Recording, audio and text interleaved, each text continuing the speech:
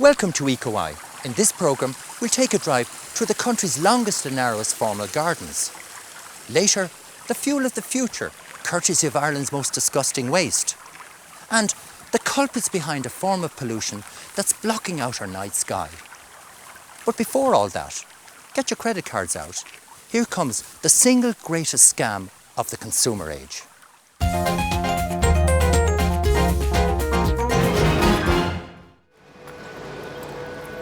Ireland generates millions of tonnes of waste every year, most of which ends up in landfill. It's a crisis, and we need to address not the symptoms, but the root causes that have brought us to where we are today. In this country, it's cheaper to landfill waste than to recycle it, a situation that is totally unacceptable. Packaging is one of the worst examples of gratuitous waste. Most of it can't be recycled and will never be reused. It's all about sales. Even so-called recyclable packaging is more about image than ecology. Once you take it off the shelf, it's landfill waiting to happen. But why bail out the boat when you can plug the hole? Prevention is the holy grail of waste management. The volume is growing worse, but we have made quite a bit of headway now in kind of reducing the volume that's going into landfill. And that's because the EU has passed rules that limit the quantity that we can put into landfill and set targets for recycling. So we've made a good start on that, I think. Repack have been set up, which is an industry voluntary group. They collect a levy and they use that money then to put in facilities and to put in collection systems and so on. But looking to the future, the targets that are emerging are way above what we're achieving at present. So we still have quite a substantial problem to deal with.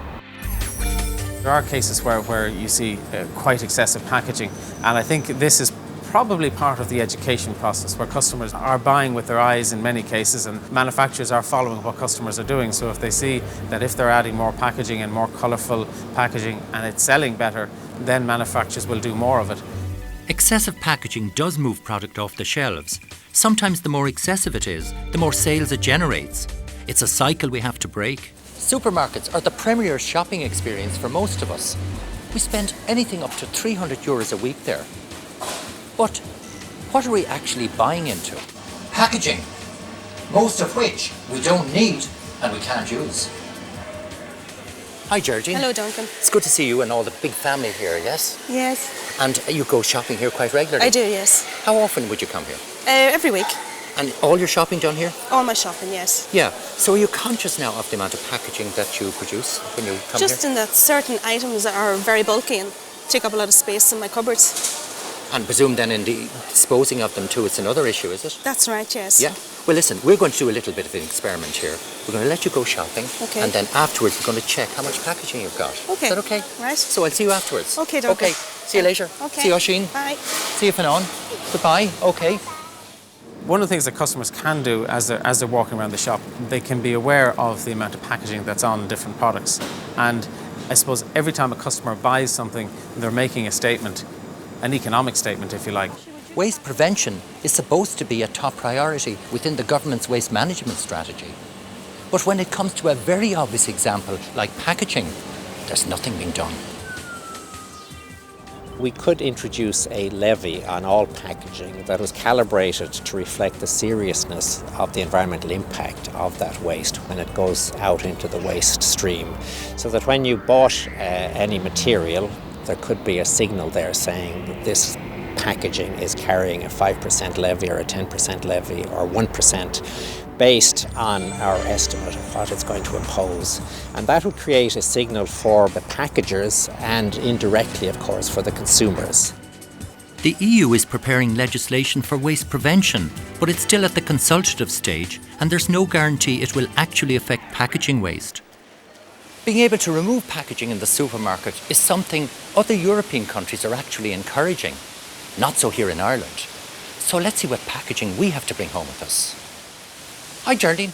Hi, Duncan. How'd you get on? Not too bad. Good, you've got lots of packaging here, I I can do, see. yeah. So you've big shopping done, yes? And Yes. everybody's been very helpful? Oh, they have. Great. So I want to ask you to do me a favour now. Yes. We're going to try and take off the excess packaging and only leave the packaging that we have to bring home with us. Okay. I'm going to ask you to take the package that you need to bring home, and Fionnán, you put the waste package here that you can leave in the supermarket, right? So let's Do go. it properly.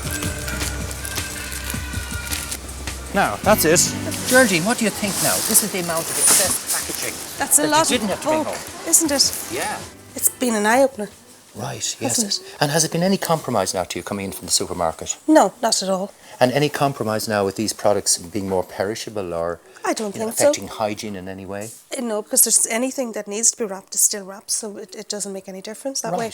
Well, of course, this is the excess packaging that we discarded in the supermarket, right? Can we Indeed. pour this out here in the worktop? And let's just see what we've got, right? This is just some of it, right? Yeah. And here's the remainder of it. Now, this was excess packaging that you just didn't need in the first place at all. Indeed. So, what do you feel about all this?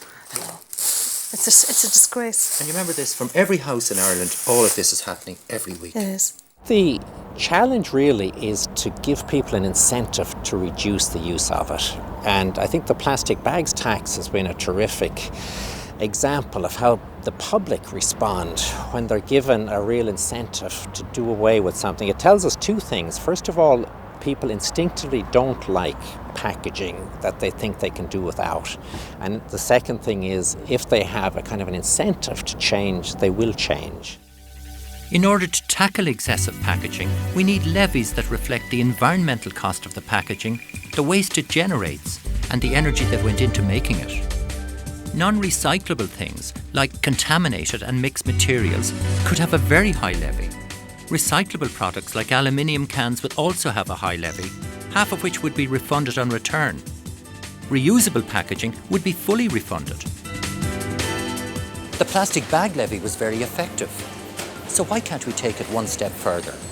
If we're prepared to change our habits rather than pay for plastic bags, can't we do the same for unnecessary packaging? Packaging waste is just one example of unnecessary waste, but it's one we all have a say in. We can vote with our loyalty cards. We don't have to buy into it.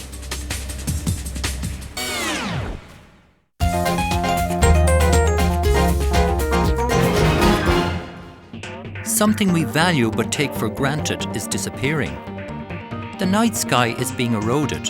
The stars are literally going out. These days, the unassisted human eye has very little chance of seeing the Milky Way, and it's all down to light pollution. We're living at a time where everybody has lights. Everybody turns lights on when they get half a chance, even if they don't need them on. And increasingly we're putting lights on outside, especially where we don't need them. We've gone power mad, adding lights to everything in our environment, whether there's anyone to see them or not, whether we need them or not. The lighting levels we once used inside have come outdoors, and it's not just in the city. From housing estates to floodlit buildings, service stations and industrial estates. It's all brightly lit 24 hours a day, and it's begun to merge. Light pollution is one of those wastes of energy which we can do without. It's light shining in your back garden from somebody else, or light glare which shines in your eyes. For example, when you have a car driving with a main beam instead of a dip light. It's the sky glow that we're all familiar with when we look out from a cityscape and you can't see anything except the yellow glow of everybody's lights put together. Well, the first signs, if you wonder whether you have light pollution, is when you go out at night and it's a clear, dark sky and you can't actually see the faintest stars. You can't see the Milky Way, something which those of us who live in the country are very familiar with. But living in the city, you just don't see those features. When we floated the problem of light pollution, which of course affects astronomers in their professional lives, we found surprisingly that there was a huge groundswell of support for the idea of minimising light pollution. Thanks to the astronomers of Armagh, concerns about light pollution have made it all the way to local government. Armagh City and District Council is the first on this island to have passed a motion recommending that external lighting should be minimalistic and should be downward directing and should be shielded. And that policy, I think, is the first on this island and is a great way forward for other cities throughout the island. Armagh may be leading the way in Ireland, but they've a long road ahead. For a glimpse of the future, Ecology visited Trafaic, a small town in Austria, with a new approach to street lighting. The town council hired a team of consultants to conduct a street-by-street audit. Their brief was to look at a way to save money and at the same time reduce the excessive levels of lighting. You advised this town and you solved their problems of street lighting. Yes, that's true. Tell us what you've done. When we came here, they had quite an old street lighting system. It was very inefficient. The problems was the light pollution. The problem was the inefficiency of the lighting. There was a lot of maintenance and electricity costs. So, from a cost point of view, obviously the people of the town here must have been very conscious of their running costs. Yeah. What sort of savings could you have made on the existing system? We was invited to make a survey first, and we found about 31% savings in 41%? cost. 41%, yes. Wow. And still giving the same quality of light? Yes, even a better one. What was the attitude to the community? Of course, at first, when you start a new project, people are not all fond of it. But now everybody is happy with it.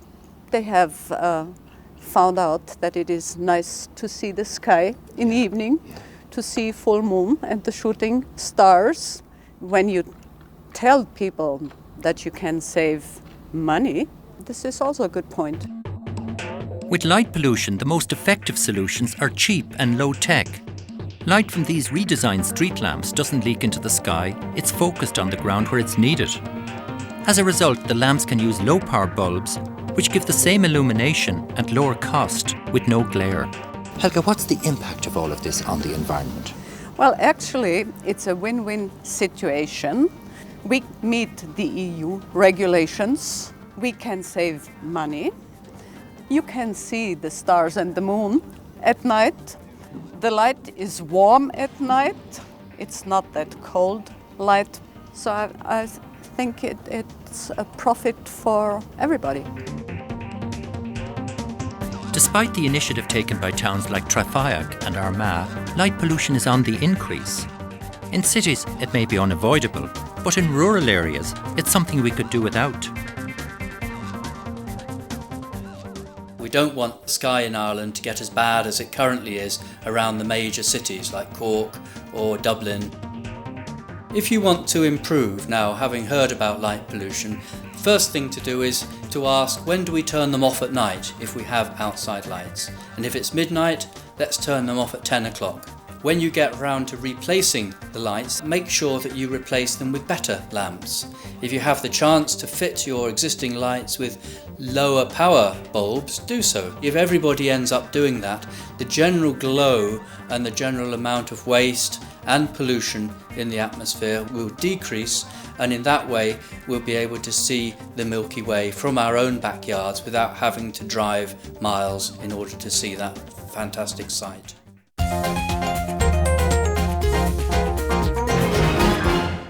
Openness to change, innovation and personal responsibility. These are some of the stepping stones to a sustainable future for all of us living here in Ireland. Earlier in the series, we visited Camphill Farm in Kilkenny, a therapeutic centre for those with special needs and a unique community in its own right. The emphasis here is on sustainable living, from waste management to generating heat and power. Mark, what are the ecological features here that you've included in the Camphill site?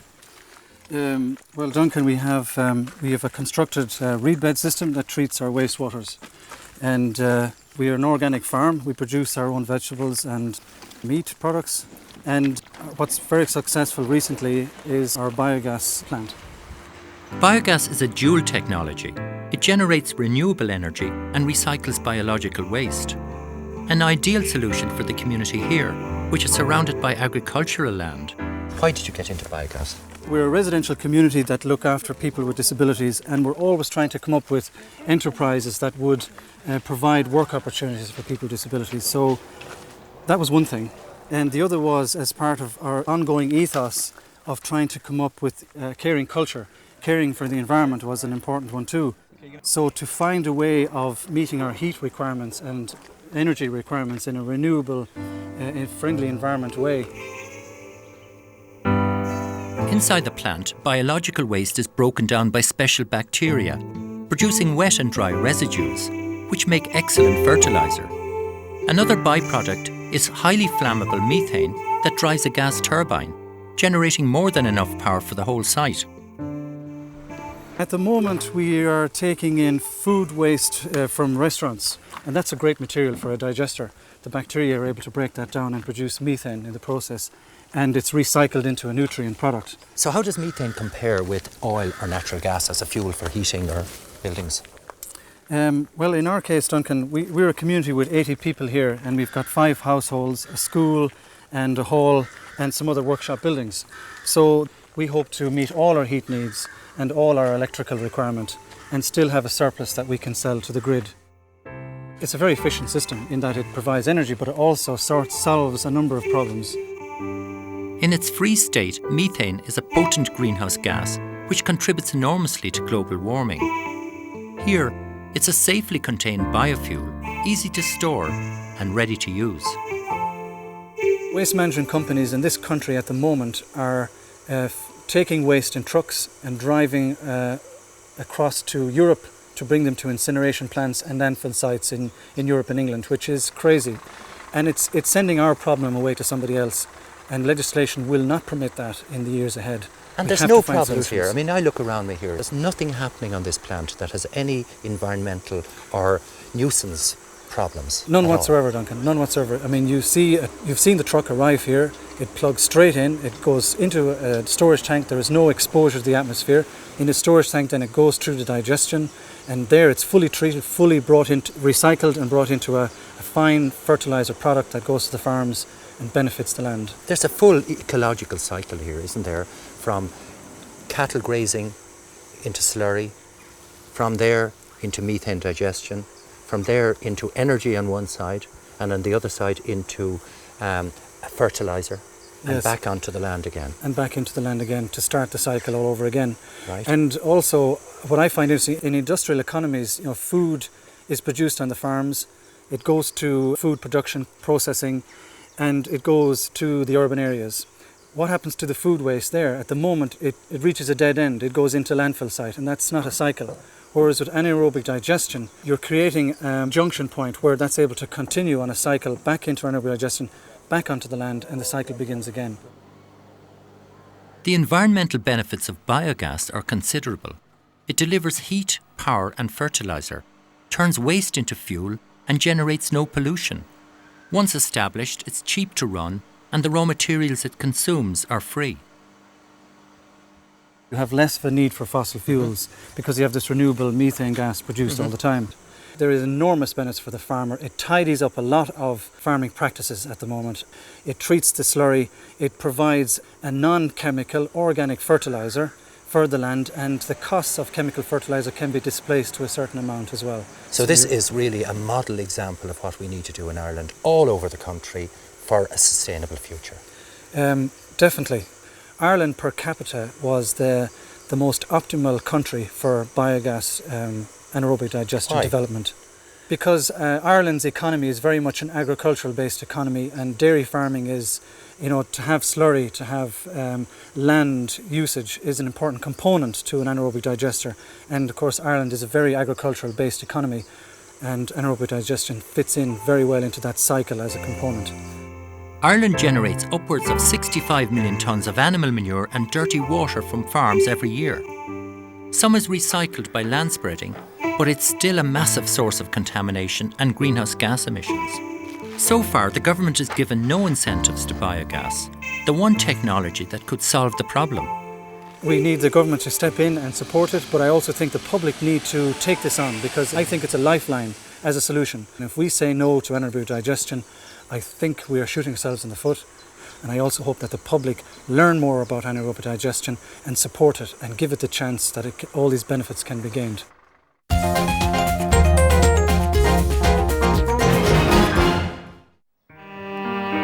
Back in the 19th century, the fabulously rich would have impressed their friends with an arboretum filled with exotic plants and trees.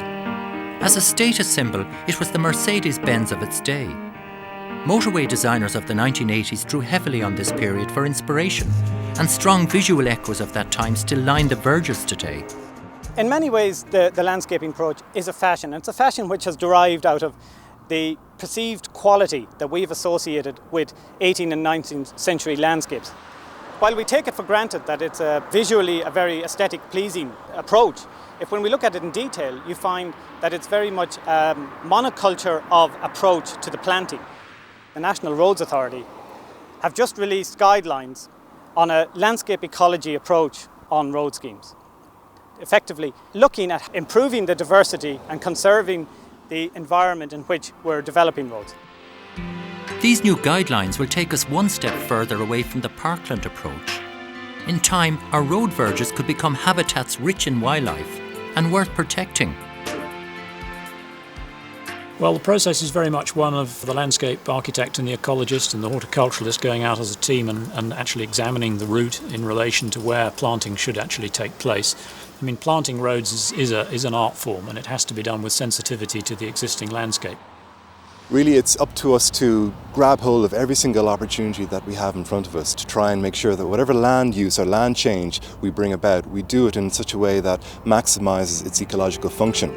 As we enter a new period of road building radiating out from urban centres and into the countryside, our approach to landscaping is set to change. We're all very familiar in our towns and cities with a more formal landscape approach to how our parks are set out, and that's very appropriate in urban areas. But in the countryside we can, if you like, adopt a more natural approach, and maybe to the untrained eye that might appear untidy because we're so used to this formalised landscape approach. But at the same time, I think it's up to everyone to maybe just retrain themselves and not to look at something as being untidy, but to look at it as being diverse, because that's exactly what an animal or a plant would look at it like. They would see a very diverse habitat full of height and full of depth. What Europe are telling us is that we have to try and incorporate a wider approach to how we view our landscape. We've got to try and integrate the visual, the human and the ecological aspect, the flora and fauna aspect. We've got to increase its biodiversity, and we've got to conserve what we have at the moment. We've got to get away from an entirely visual approach, looking at how the road is presented. We've got to look at it in greater ecological depth. Look at the benefit it can also have for flora and fauna. In effect, having groups of dense planting, providing the screening where appropriate, but also having a variety of habitat, having much more extensive shrub and scrub planting, much more extensive areas of tall grassland, of wildflower species which attract their own fauna and allow for the development of their own flora. We would be certainly missing an opportunity in terms of creating a diversity, a horizontal and a vertical diversity in the structure of planting and landscaping along roads. Hopefully when we look back on this, that people will say that the landscape provided a greater potential for a wider benefit, not just for the human population in its visual characteristics, but also for general environmental benefit. In some rural areas, it may be best to just let nature take its course and reclaim our motorway verges. If this is encouraged, species pushed out by intensive agriculture could return, and strange as it may seem, motorways could become proper habitats in their own right. Ireland's attitude to the environment is changing for the better, but we've a long way to go. What we need now is action. Well, that's all for this series of EcoEye. If any of the issues raised in the series got your attention, well, drop us a line. I'd value your input.